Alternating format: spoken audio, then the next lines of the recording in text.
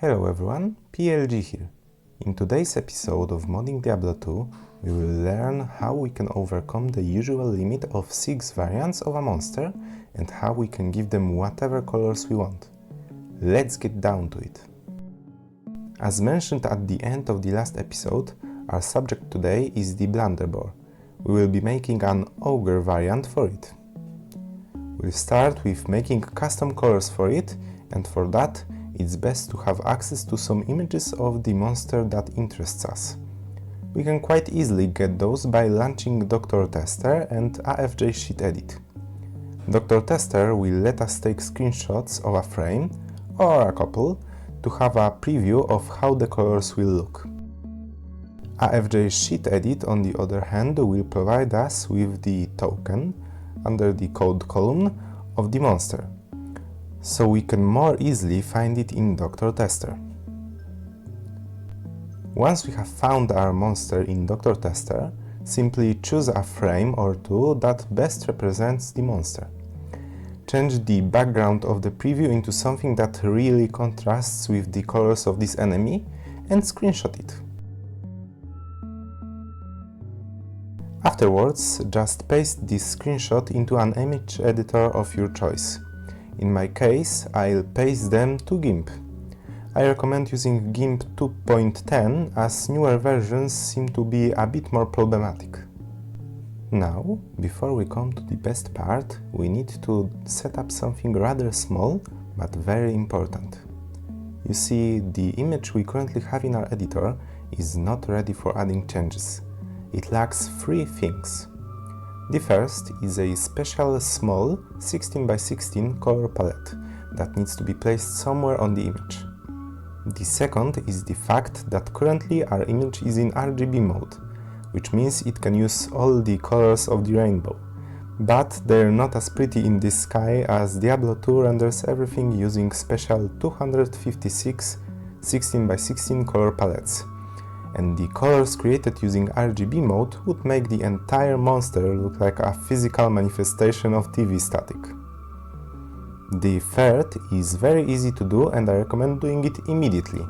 That is, we need to disable color management under the image tab. This will help us a lot later on. And to fix both of the remaining problems, we need to download the palettes that Diablo 2 uses. I left a link to them in the description.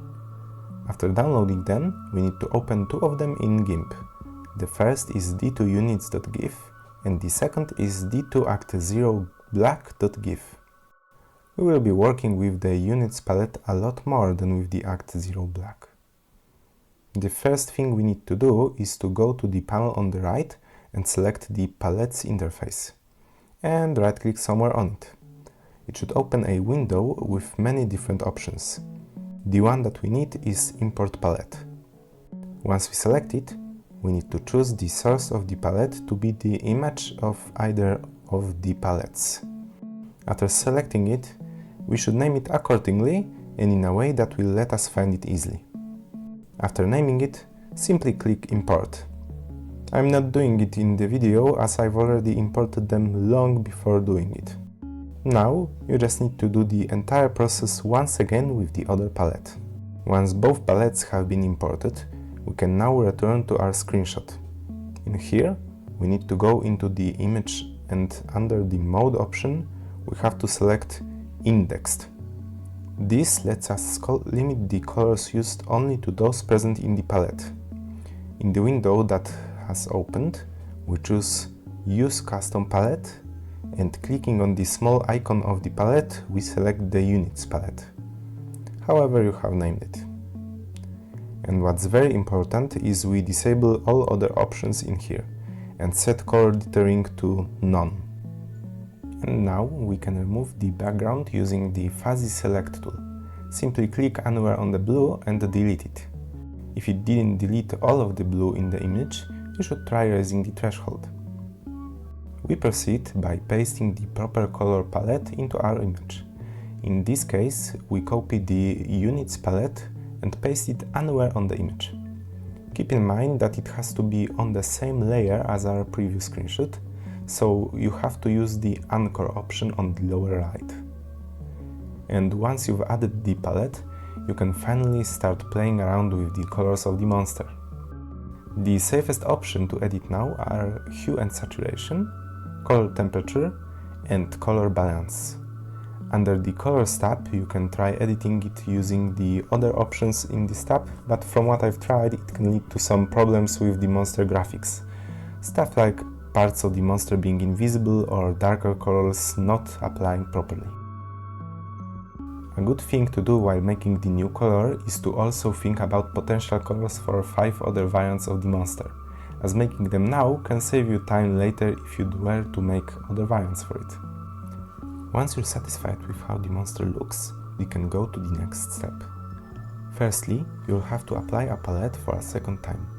We do that by once again selecting Mode under the Image tab, switching to RGB mode for a second, and then returning to Indexed mode. The only difference is that now we choose the Act 0 Black palette instead of the Units palette. Now, you will need to export your palette. You can do that by cropping the image to only include the 16 by 16 pixels edited color palette, and then exporting it as a .pcx file.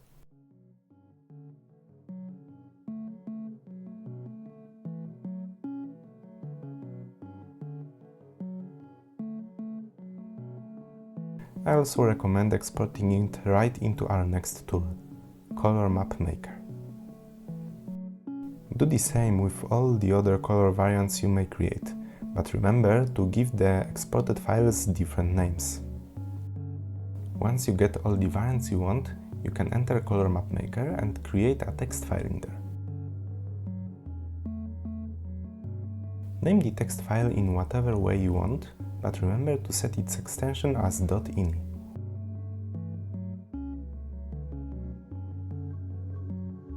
In this file, you can write in 8 entries, 1 in each line.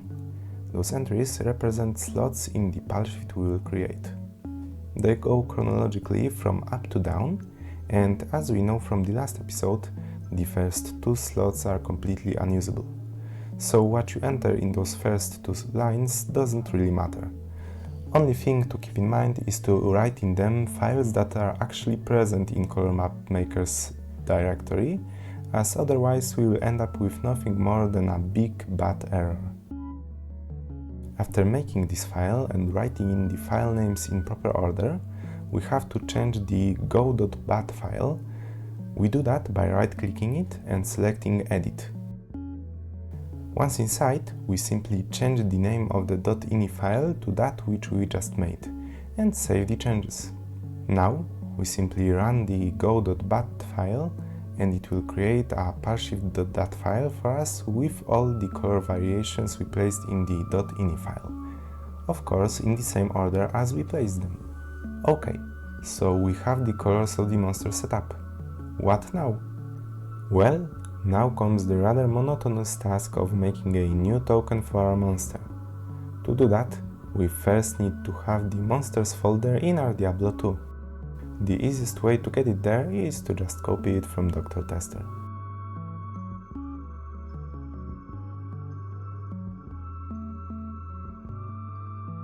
Once it's done copying, we now have to go inside this monsters folder and make a duplicate of the proper folder.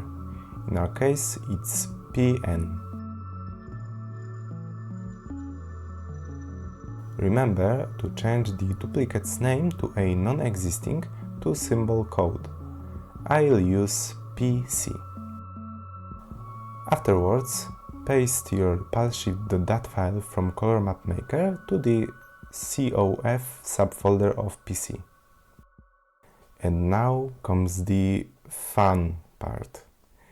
You need to change all the names of each animation file in the PC folder, as all of them have PN at the beginning and they need to have PC instead.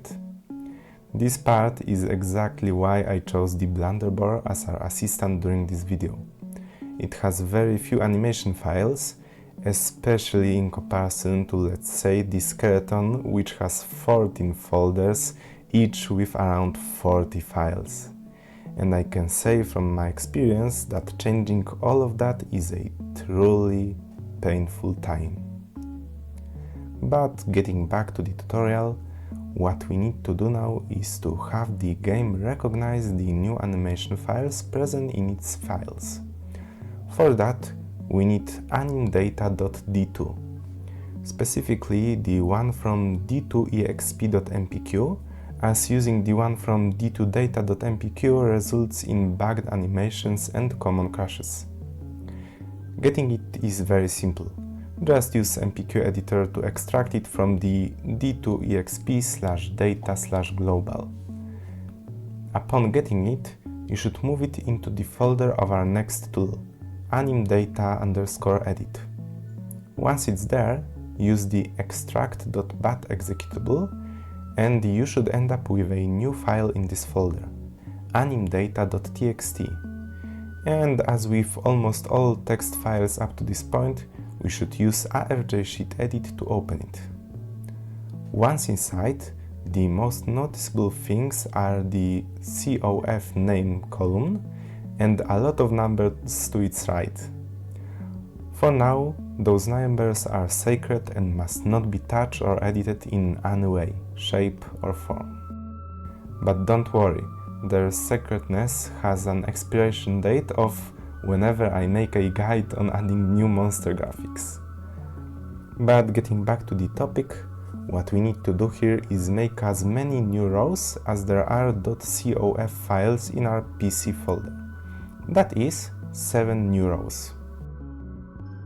And now for the second fun part, but a lot faster, we have to paste in or manually search the COF file names in animedata, but with PN instead of PC. We do it this way because our new blunderbore variants will use the same animations as the old ones, but since the name of their files is changed, it will not be read by the game. Remember to copy the entire row, not just the COF name. You can easily select a row by clicking on the row number.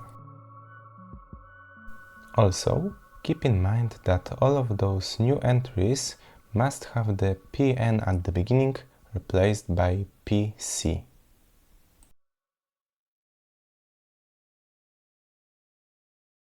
After we get through this part, we must of course save the edited animedata.txt file and use the second function of animedata_edit, that is pack.bat, which, as the name implies, packs our edited animedata.txt back into animedata.d2. Now just copy the animedata.d2 into the global folder of our Diablo 2. And voila! You now created a brand new, completely usable monster token. Congrats! We now can witness our creation by doing almost the same thing we did in the last video. In AFJSheetEdit we just open monstats and levels.txt, unless you already opened them, copy the base blunderbore, and make 6 new rows at the end.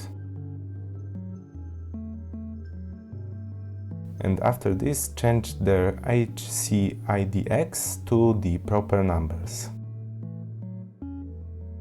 Change their names to whatever you want.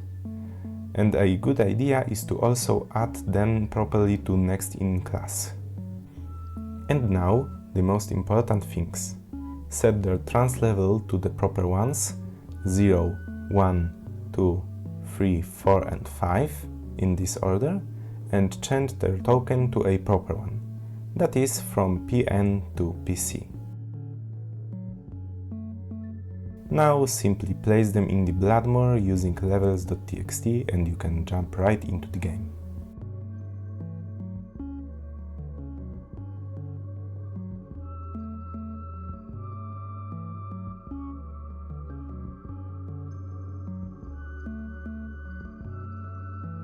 And here they are. They of course have default names now since I haven't changed them, but it doesn't affect the graphics they display, so it's not a problem. And so, we have now added 6 new color palettes to the game. By mistake I've added 5. Oops. I leave changing their stats and giving them name to you, as I've covered this in the previous episodes, and it makes for a fun little training. But wait a second, how in the world did those fallen appear here? Well, that, my dear viewers, is a topic for another episode, but just know that it has to do with pre-placing monsters using the map editor. So, today we learned how to make new monsters with unique, never-before-seen colors. We also learned that it takes quite some time, since you also need to make a new token for them. With just those things, you can now add a lot of different and cool new monster variants to the game. But we're not done with monsters yet. I've still got some topics to cover. Coming next will be a shorter video covering monstats2.txt, monprop.txt, and after that we'll get to an episode that covers adding a new super unique to the game, and making it spawn in the game, of course. Hope you liked this video. It took a while to make, since alongside YouTube I've also got to learn for exams. The next one will probably come out quicker, as it will cover editing two files that are quite simple in their structure and should be rather easy to understand. See you in the next video. Bye!